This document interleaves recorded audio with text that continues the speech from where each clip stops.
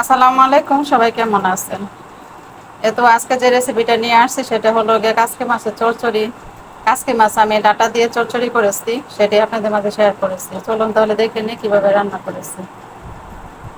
এখানে আমি কাসকি মাছ নিয়েছি। এখানে দিয়ে দিচ্ছি পেঁয়াজ কুচি আর কাঁচামরিচ।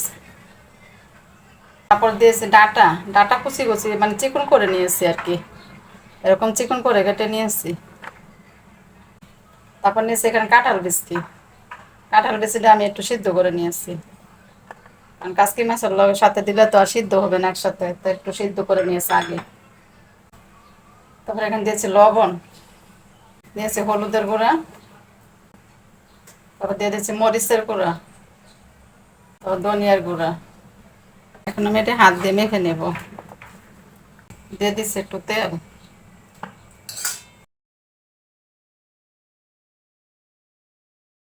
এখন চুলায় আমি একটু কড়াই দিয়ে এটাতে তেল দিয়ে নিয়ে এসছি। তেলটা গরম হয়ে আসতে পরে এখন মাছগুলো দিয়ে দিচ্ছি।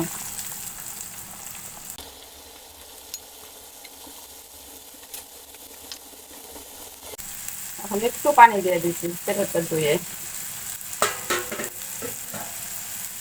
তেলটা দিব।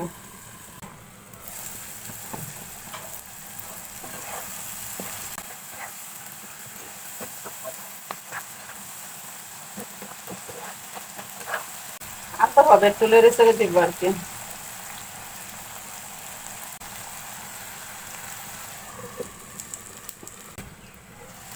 এখন দিয়ে দিব একটু তেঁতুল।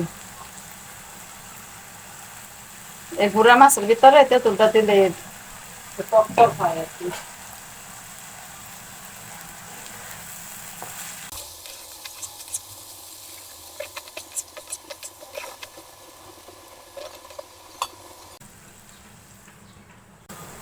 এখন দিয়ে দিব লেবু পাতা।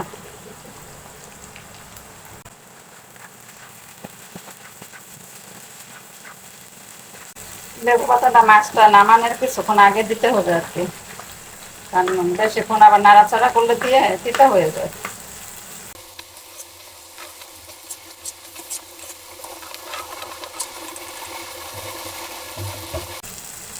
এটা হয়ে গেছে, এখন নামিয়ে নিব।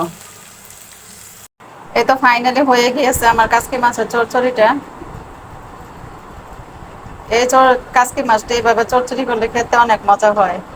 আপনারা একবার হলো এইভাবে রান্না করে খেয়ে দেখেন। আজকের মতো রাখি, সবাই ভালো থাকেন, আল্লাহ হাফেজ।